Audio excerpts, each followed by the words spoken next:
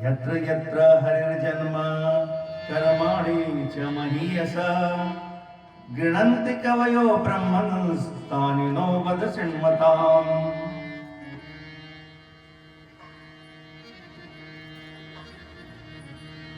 कहते हैं कि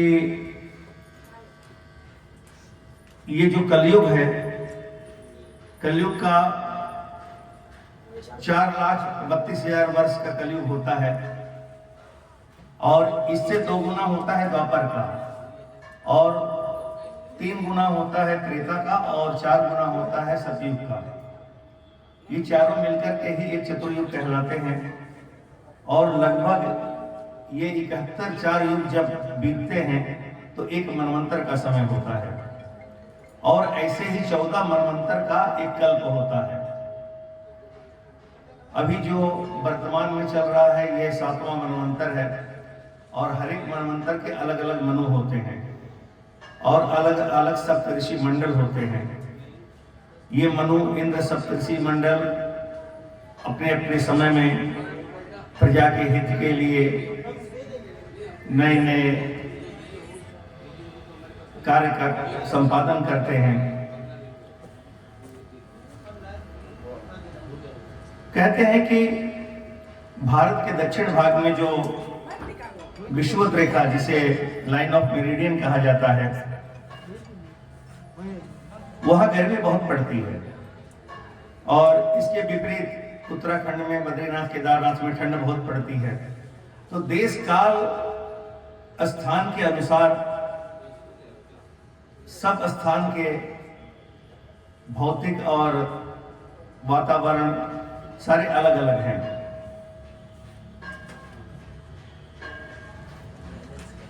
ये मनु, इंद्र और सप्तर्षि मंडल ये अपने अपने युग के अनुसार अपने अपने नियम बनाते हैं।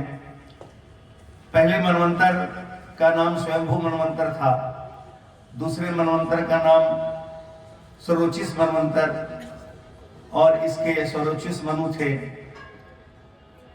उस मनवंतर में इंद्र का नाम था रोचन, और ऊर्जस्तंभ सप्तऋषि थे। इसके बाद तीसरे मनवंतर का नाम हुआ उत्तम। उत्तम नाम के मनवंतर में जो मनु हैं वो प्रियव्रत जी के पुत्र हैं, और उनमें इंद्र का नाम था सत्यजीत, और वशिष्ठ के जो 7 पुत्र थे वही सप्तऋषि मंडल में सम्मिलित थे। चौथे मनवंतर का नाम हुआ तामस। तामस मनवंतर में तामस मनु थे जो प्रियव्रत जी के पुत्र थे और उत्तम के ही भाई थे। इनमें इंद्र का नाम था त्रिशिख, और ज्योतिर्धाम आदि 7 ऋषि थे। चौथे मनवंतर में गज और ग्राह की लड़ाई हुई थी। कहते हैं कि गजराज को बचाने के लिए भगवान गरुड़ को छोड़ करके दौड़ पड़े थे। अब यह प्रसंग को सुन के परीक्षित जी पूछते हैं कि मुझे कुछ जिज्ञासा हो रही है कि संकट में जब लोग पड़ते हैं तो भगवान को याद करते हैं, और ये मानव मनुष्य लोग याद करते हैं भगवान को, लेकिन जो प्राणी है, पशु हैं, क्या वो भी भगवान को याद करते हैं? दूसरी जिज्ञासा है कि भगवान गरुड़ को छोड़ करके क्यों आए? इससे तो सुनकर के लगता है कि गजराज का कोई विशिष्ट व्यक्तित्व रहा होगा, कोई विशेष इतिहास रहा होगा। सुखदेव जी ने कहा, हाँ राजन। तो कहा, मुझे वही प्रसंग विस्तार से सुनाइए। सुखदेव जी कहने लगे, आसीत गिरिवरो राजं त्रिकूट इति विश्रुतः क्षीरोदेनावृतः श्रीमान योजनायुतमुच्छ्रितः। क्षीर सागर के पास एक बहुत ही विशाल त्रिकूट पर्वत था। पर्वत की तराई में बड़े सुंदर सुंदर वृक्ष थे, उद्यान था, सरोवर था, वन्य जीवों से भरा पड़ा था। सभी वन्य प्राणी सुखी भी थे। उसी प्रांत में हाथियों का एक झुंड भी रहा करता था, और उन हाथियों में जो सबसे बड़ा गजराज था, उसके शरीर में इतना बल था कि वह 1000 हाथियों को हरा सकता था। जैसे गाय बैलों के झुंड में जो प्रधान बैल होता है बहुत ताकतवर होता है, बंदरों में भी जो झुंड का नेता होता है वो सबसे बड़ा बंदर होता है। और एक बार की बात है कि हाथी अपने पूरे परिवार के साथ, बच्चे और हथनियों के साथ सरोवर में जल पीने, स्नान करने के लिए आता है। हाथी जब जल में प्रवेश करते हैं तो जल क्रीड़ा करते हैं, सूंड से जल को लेकर एक दूसरे को फेंकते हैं, नहलाते हैं। सरोवर का जल अत्यंत निर्मल और मधुर था। सूंड से जल ले लेकर के जल का पान और एक दूसरे पे बौछार कर रहे थे सभी हाथी। उसी समय प्रारब्ध की प्रेरणा से एक बलवान ग्राह मगरमच्छ क्रोध में भर करके उस गजराज का पैर जकड़ लिया और जल के भीतर में खींच करके ले जाने लगा। गजराज घबराया, हालांकि उसके शरीर में बल की कमी नहीं थी, लेकिन कहा जाता है कि जल में गजराज कमजोर पड़ जाएगा, वो तो स्थल पे ही, जल के बाहर ही उसका बल काम करेगा। अपनी अपनी ठौर पे सबको लागे दाव, अपनी अपनी ठौर पे सबको लागे दाव। जल में गाड़ी नाव पर, जल में गाड़ी नाव, जल में गाड़ी नाव पर, जल में गाड़ी नाव। जमीन पे लड़ाई होती तो गजराज मजबूत पड़ जाता, 1000 हाथी का बल था, सूंड में लपेट करके एक ही बार में उसको पटक देता। लेकिन यहां जल की लड़ाई में ग्राह मजबूत साबित हुआ। खूब प्रयास किया गजराज ने, लेकिन अपने आप को छुड़ा न सका। अपने साथियों को पुकारा, उनके साथियों ने भी मदद की, बहुत प्रयत्न किए, सबने इसकी सहायता करी। सभी उसको निकालना चाहते थे लेकिन असफल रहे। गजेंद्र और ग्राह दोनों एक दूसरे को खींच रहे थे अपने अपनी तरफ। अथक परिश्रम के बाद भी जब हाथी को कोई न छुड़ा सका तो सारे हाथी उस गजराज को जल में छोड़ करके चले गए।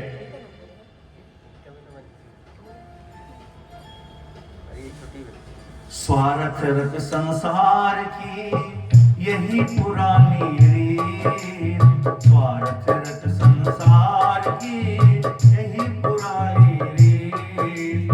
सुख में सब अपने बने, दुख में लागे नीर। सुख में सब अपने बने, दुख में लागे नीर। और वह जब अथक प्रयास से कोशिश करके देख लिया कि मेरी शक्ति अब क्षीण हो रही है, मुझे अब लगता है कि इस ग्रह से पराजित हो जाना पड़ेगा और मेरे प्राण निकल जाएंगे, तो उसने भगवान को पुकारा। सरोवर में थी ग्रह गज की लड़ाई, सरोवर में थी ग्रह गज की लड़ाई। नहीं सकती गजराज की काम आई, नहीं सकते गजराज की काम आई। ओ कहीं से मदद उसने जब कुछ न पाई, कहीं से मदद उसने जब कुछ न पाई। दुखी हो गया आवाज हरि को लगाई, दुखी हो गया आवाज हरि को लगाई। गरुड़ छोड़ नंगे पाँव पधारे, गरुड़ छोड़ नंगे पाँव पधारे। हरे कृष्ण गोविंद मोहन मुरारे, हरे कृष्ण गोविंद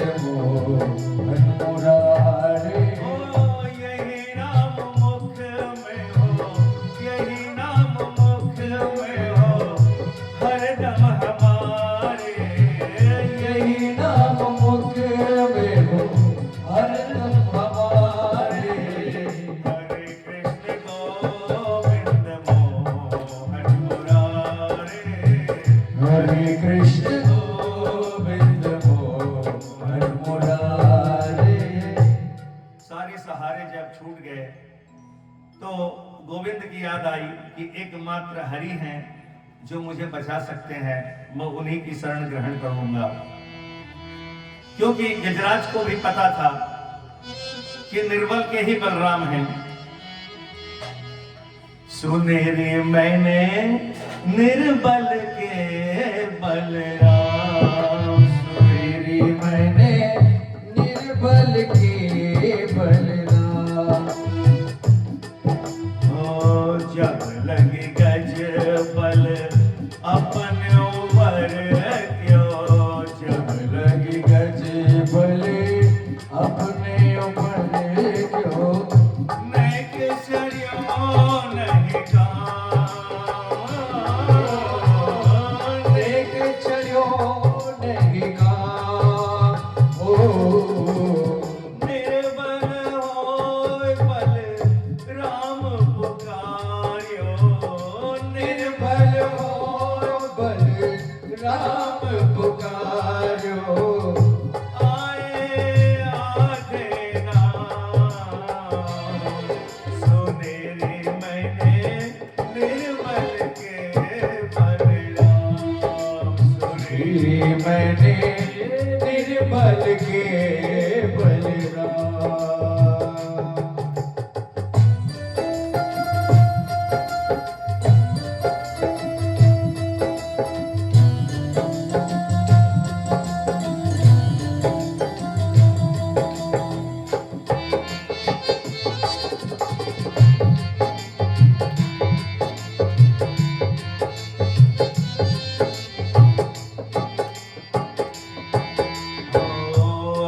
बल तप बल और बाहुबल, बल तप बले और बाहुबल, चौथे बल है दान, चौथे बल है दान। सूर किशोर कृपा ते सब बल, सूर किशोर कृपा ते सब बल, हारे को हरि नाम, सुने रे मैंने निर्बल के बलराम, सुने रे मैंने निर्बल के बलराम। सुने रे मैंने निर्बल के बलराम। सुने मैंने निर्बल के बलराम। हरि पुकारते ही प्रभु दौड़ पड़े। पर्यंक विसृजन गुणानो गणयन भूषा मणि विस्मरन, उत्तानोपि गदा गदेति निगदन पद्माननालोकयन, निर्गच्छन्न परिच्छद्दम खगपतिं चारोहमारोहयत्, ग्राहग्रस्त मतंग पुंगव समुद्धाराय नारायण।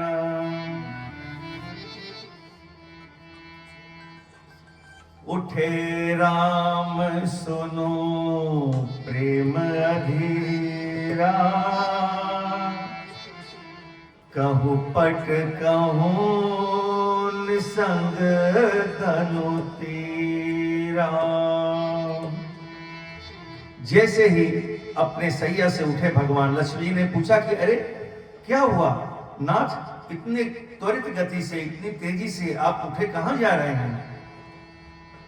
भगवान ने कहना चाहा कि हाथी ने पुकारा है और वहां जा रहा हूं, लेकिन इतना कहने का समय नहीं था, इतना बड़ा वाक्य कहने का समय नहीं था कि हा उच्चर्यो बैकुंठ में और थी हाथी के पास। हाथी बोलने जा रहे थे, हा का आवाज जो उनका निकला मुंह से, जो वर्ण, वो बैकुंठ में थे, और जब तक थी बोलते हाथी तब तक वो सीधे गजराज के पास पहुंच गए। और गजराज भी ये कोई साधारण गजराज नहीं था, इसके पास पूर्व जन्म के संस्कार थे, पूर्व जन्म का सिखाया हुआ, याद किया हुआ भगवान की स्तुति उसे ध्यान में आया, और उसने भगवान को जब पुकारा, ओम नमो भगवते तस्मै यत एतच्चिदात्मकं पुरुषायादि बीजाय परेशाया विधिमहि यस्मिन्निदं यतश्चेदं येनेदं य इदं स्वयं योऽस्मात् परमास्माच्च परस्तं प्रपद्ये स्वयं भुवम्। और प्रभु जब निकट पहुंचे तो उन्होंने क्या किया, प्रभु इतनी तेजी से आए हैं कि उनका जो दुपट्टा था, जो भगवान ऐसे दुपट्टा रखते हैं, वो हवा में लहरा के न जाने कहां उड़ गया। भगवान आते ही कहते हैं कि प्यारे गजराज, मैं तुम्हें अभय दान देता हूं, मैं तुम्हें इस जल में डूबने नहीं दूंगा। गजराज ने भी देख लिया कि प्रभु आ गए, अब तो जान बच जाएगी। और उस समय गजराज को अचानक ही कहीं से उसके सूंड से कमल का पुष्प टकराया।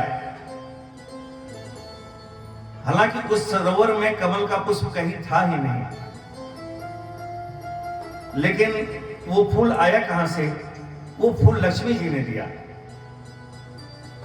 लक्ष्मी जी ने देखा कि हमारे प्रभु गजराज को जा रहे हैं छुड़ाने के लिए, तो लक्ष्मी जी ने उनकी सहायता के लिए गजराज के अपने हाथ का फूल गिरा दिया और वही फूल गजराज के सूंड में टकराया और गजराज ने उस कमल के फूल को उठा करके प्रभु की तरफ बढ़ाए कि हे विश्वात्मा, हे सरस्वतीमान प्रभु, मैं आपकी शरण में हूं, आप हमें इस बंधन से मुक्त कराइए।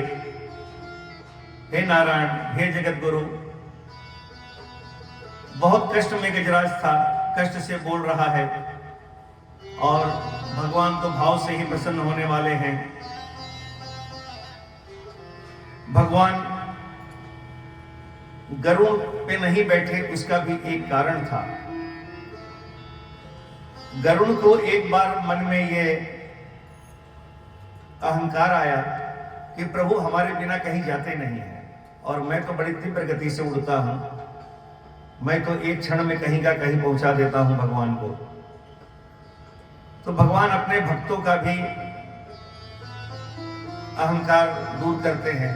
उन्होंने गरुड़ के भी अहंकार को दूर करने के लिए इस बार गरुड़ की सवारी नहीं की। गरुड़ जब तक वहां उड़ करके पहुंचते तब तक भगवान ने ग्रह को अपने चक्र सुदर्शन से मार दिया और गजराज को उसके सिर पे हाथ रख करके उसे भी अपने लोक का अधिकारी बना दिया। गरुड़ वहां पहुंच करके देख रहे हैं कि सारा कार्य हो गया। भगवान की तरफ देख रहे हैं, जैसे ये पूछना चाह रहे हो कि प्रभु आप इतनी जल्दी कैसे आ गए।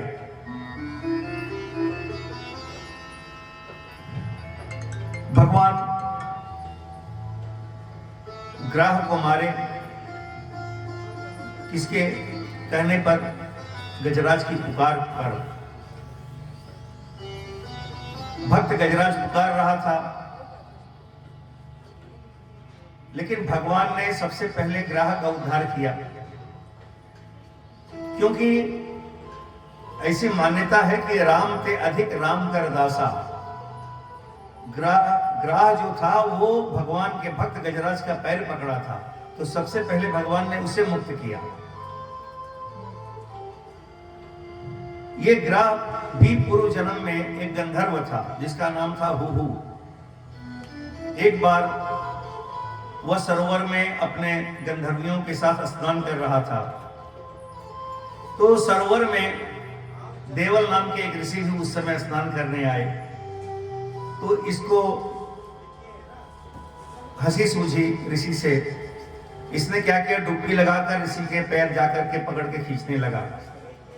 पांव खींचने से जब ऋषि जल में गिर गए और जब खड़े हुए तो ये ताली बजा करके हंसने लगा। देवल ऋषि को क्रोध आया। उन्होंने कहा कि देख, अपने से बड़ों के साथ परिहास करना उचित नहीं है और एक ऋषि से माखौल करने की सजा तुझे जरूर मिलेगी। तूने जैसा कृत्य किया है ऐसे तो जलचर जीव ही करते हैं, जा तू अब ग्राह बन जा। इतना कहने पे उस गंधर्व को काफी दुख हुआ, उसने क्षमा याचना की। तो महात्मा ने कहा ठीक है, जब तू क्षमा याचना करता है तो तेरे उद्धार का भी मैं मार्ग बतलाता हूं। तुम जिस सरोवर में रहोगे कभी उसमें एक गजराज आएंगे और तुम उनके पांव जोर से पकड़ लेना, क्योंकि तेरी पुकार पर तो भगवान नहीं आएंगे, लेकिन गजराज की पुकार पे भगवान आ जाएंगे। तो अंत समय में गजराज को जब अंत दिख रहा था तो उसने भगवान को पुकारा, जबकि अंत समय भगवान का नाम जल्दी किसी के मुख पे आता ही नहीं है। कि जन्म जन्म मुनि जतन कराहे, जन्म जन्म मुनि जतन कराहे, अंतराम कहीं आवत नाहि, अंतराम कहीं आवत नाहि। तो गजराज को कैसे भगवान का नाम याद आ गया? तो कहते हैं कि ये गजराज और कोई नहीं, अपने पूर्व जन्म में पांडे देश का राजा था और एक दिन स्नान करके अगस्त ऋषि मौन व्रत धारण किए हुए थे। ये गजराज जो थे ये पांडे नरेश थे और मौन व्रत धारण किए हुए थे, और अगस्त ऋषि सामने से आए तो इसने उन्हें ना ही प्रणाम किया और ना ही उठ करके खड़ा हुआ। अगस्त ने सोचा कि लगता है इसने अपने परिवारजनों का परित्याग कर दिया है, संन्यास ले लिया है, इसलिए शायद मौन है। लेकिन मौन रहकर भी आदमी अभिवादन तो कर ही सकता है, उठ करके खड़ा होकर के सिर झुका सकता है। तो उन्होंने कहा कि तुम गज की तरह मदमस्त होकर के खड़े हो, जाओ गज हो जाओ। तो नरेश को अपनी गलती का एहसास हुआ, उन्होंने मन ही मन क्षमा याचना की। तो अगस्त ऋषि ने उनको क्षमा कर दिया और कह दिया कि जाओ, गज के रूप में तुम्हें भगवान के दर्शन होंगे और भगवान के ही द्वारा तुम्हें परम पद को भी प्राप्ति मिलेगी। सुखदेव जी आगे की कथा बतलाते हैं कि चौथे मनवंतर जिसका नाम तामस था, पांचवें मनवंतर का नाम रैवत, छठवें मनवंतर का नाम चाक्षुष, और चाक्षुष मनवंतर में ही समुद्र का मंथन हुआ था। तो समुद्र मंथन की आवश्यकता क्यों पड़ी? परीक्षित जी सुखदेव जी से प्रश्न करते हैं। सुखदेव जी कथा सुनाते हैं कि एक बार की बात है, दुर्वासा ऋषि बैकुंठ लोक से भगवान का दर्शन करके आ रहे थे। और आप लोग जब किसी मंदिर में जाते हैं, विशेष करके बाकी बिहारी मंदिर में या काशी विश्वनाथ मंदिर में, तो वहां जो पुजारी होते हैं वो आपको भगवान का जो निर्माल्य होता है माला उतार करके आपको पहना देते हैं प्रसादी के रूप में। तो नारायण ने भी दुर्वासा को अपनी माला उतार करके पहना दी। उस समय मार्ग में इंद्र ऐरावत हाथी पर बैठे हुए मिले। दुर्वासा इंद्र को वो माला उतार करके देना चाहे, लेकिन इंद्र उस माला का सम्मान नहीं किए। उन्होंने हाथी के मस्तक पर रख दिया और हाथी ने अपने मस्तक से गिरा करके उस पर पैर रख दिया। दुर्वासा क्रोधित हो गए और कहे कि नारायण की माला का तुम्हें जरा भी ध्यान नहीं है। कि इसका सम्मान कैसे करना चाहिए। जाओ तुम श्रीहीन हो जाओ। अब देवराज जब श्रीहीन हो गए तो स्वर्ग लक्ष्मी जी से छूट गया। लक्ष्मी जी आकर के समुद्र में निवास करने लगी। देवता कमजोर हो गए। दैत्यों ने आकर के स्वर्ग पे अधिकार जमा लिया। सारे देवता ब्रह्मा के पास गए। ब्रह्मा से आग्रह किया कि प्रभु आप कुछ करिए, हे पितामह आप कुछ करिए। ब्रह्मा ने कहा इसमें तो इंद्र की गलती है। इंद्र ने ही दुर्वासा का सम्मान नहीं किया, जिसकी वजह से आज ये दिन देखना पड़ रहा है। इंद्र बोले पितामह अब तो भूल हो ही गई है। मनुष्य का पांव फिसलता ही है तो धरती मां ही सहारा देती है। ब्रह्मा ने कहा कि देखो धरती पर अगर पांव फिसलता है तो धरती ही सहारा देती है। तो तुमने विष्णु के माला का अपमान कराया तो इसलिए विष्णु से ही जाकर के उपाय पूछो, उन्हीं से क्षमा याचना करो। सभी देवताओं ने ब्रह्मा जी के साथ मिलकर के वेद वाणी से भगवान की स्तुति की। अविक्रियम सत्यम अनंतमाद्यम गुहाशयम निष्कलम प्रतर्क्यम मानोग्रयानम वचसा निरुक्तम नमामहे देववरम वरेण्यम। हे भगवान आप निर्विकार हैं, हे सत्य स्वरूप, हे अनंत पुरुष आदि पुरुष, हे प्रभु हम आपके शरणागत हैं। आप समय समय पर अनेकों रूप धारण करते हैं और जो कार्य हमारे लिए अत्यंत कठिन होता है उसको आप सहज में ही कर देते हैं। हे प्रभु आप स्वयं प्रकाश हैं, आपके चरणों में प्रणाम है। इस प्रकार जब देवताओं ने भगवान विष्णु की स्तुति की, एवं विसुतः सुरगणैर भगवान हरिरीश्वर तेषामाविर्भूद्राजन् सहस्रार्कोदयद्युतिः। तो सर्वशक्तिमान प्रभु अचानक उनके बीच में प्रकट हो गए। हजारों सूर्य के समान उज्जवल उनका मुखारबिंद था। इतनी सुंदर भगवान की झांकी थी कि देवताओं की आंखें चौधिया गई। भगवान ने कहा कि हे देवताओं, अगर तुम सब पहले की तरह सुखी होना चाहते हो तो जाओ समुद्र का मंथन करो और लक्ष्मी जी को प्रकट करो, क्योंकि समुद्र मंथन होगा तो उसमें से लक्ष्मी जी प्रकट होंगी, अमृत भी निकलेगा समुद्र से। देवताओं ने कहा कि प्रभु इतना बड़ा समुद्र कैसे मथा जाएगा? तो कहा जाओ दैत्यों का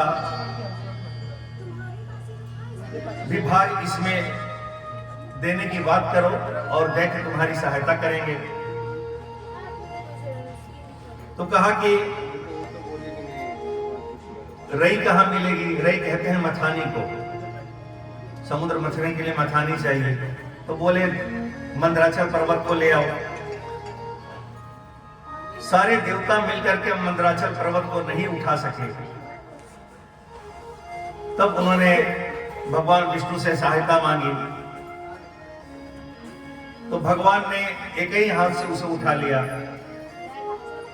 और बोले इसके लिए रस्सी। तो कहा वासुकी नाग को रस्सी बना दो।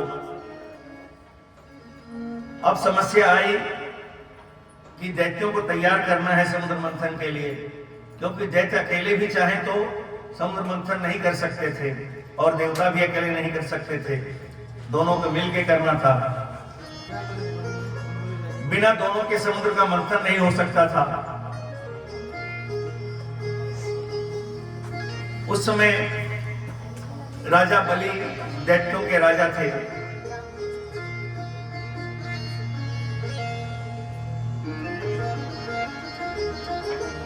बलि के पास सभी देवता जाते हैं और बलि से आग्रह करते हैं कि आप हमारे साथ समुद्र मंथन करिए। बलि मना कर देते हैं, कहते हैं मुझे क्या आवश्यकता है। तो इंद्र कहते हैं कि अमृत तो आपको भी चाहिए और समुद्र से बहुत सारी वस्तुएं निकलेंगी, तो उसमें हम लोग आधा आधा कर लेंगे।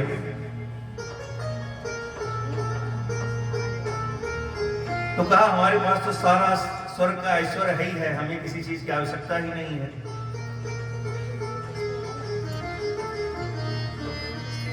तब इंद्र ने कहा कि अमृत की आवश्यकता तो सभी को है, क्योंकि जो जन्म लेता है वो मरता है और अमृत अमरत्व को प्रदान करेगा। तो कहा हमारे गुरु जी शुक्राचार्य हैं, उनके पास संजीवनी विद्या है, वो हमें जीवित कर देंगे। तब इंद्र ने कहा कि आपके जो गुरु शुक्राचार्य हैं वो संजीवनी विद्या किसी को सिखाएंगे नहीं और ये विद्या उनके साथ ही चली जाएगी। तो उनके न रहने पर फिर तो तुम्हें अमृत की आवश्यकता पड़ेगी। हमारा शास्त्र भी यही कहता है कि जो विद्या आप जानते हैं उसे उचित उत्तराधिकारी को अवश्य सिखलाइए, नहीं तो नरक का भागी बनना पड़ता है। आप अगर कुछ जानते हैं अच्छा काम, तो उसको दूसरे को भी सिखा दीजिए। हमारे त्रिपाठी जी गाना हमको नहीं सिखाते हैं कि हम इनसे अच्छा गाना लगेंगे, सोच लीजिए। तो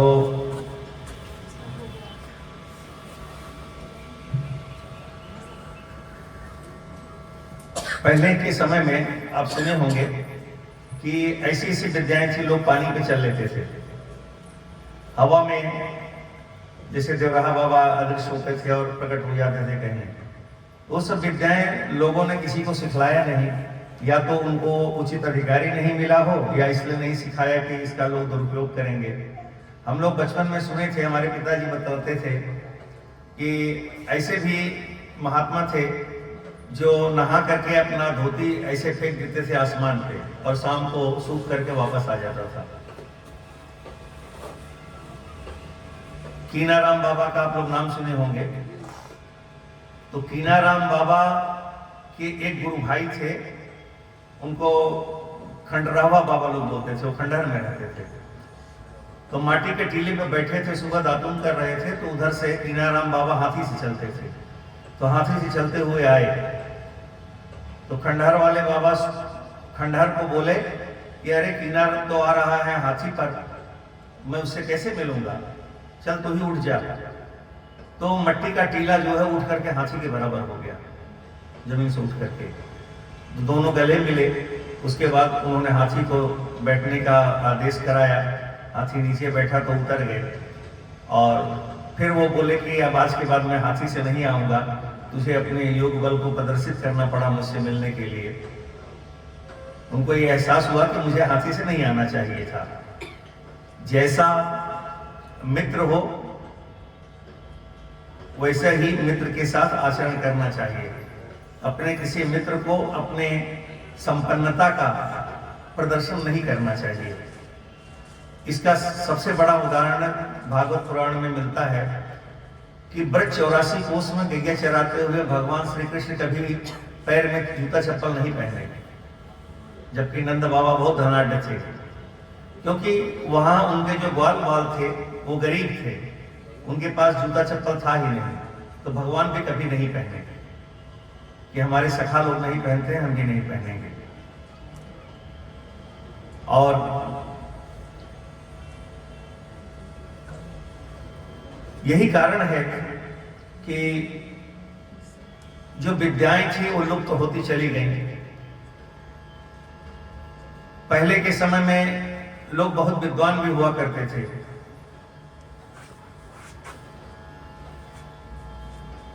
यहां तक कि आप सुने होंगे कि किसी को सांप काट लेता था तो मैंने डॉक्टर के पास नहीं जाना होता था, मैंने झाड़ दिए ठीक हो गया। और आजकल तो डॉक्टर के यहाँ गए बिना ही काम नहीं चलेगा, बिना गए। तो ये सारी विद्याएं धीरे धीरे लुप्त होती जा रही हैं। हमारे शास्त्र में जितनी विद्याएं थी उनको बताने वाला कोई नहीं रह गया, पढ़ाने वाला कोई नहीं रह गया।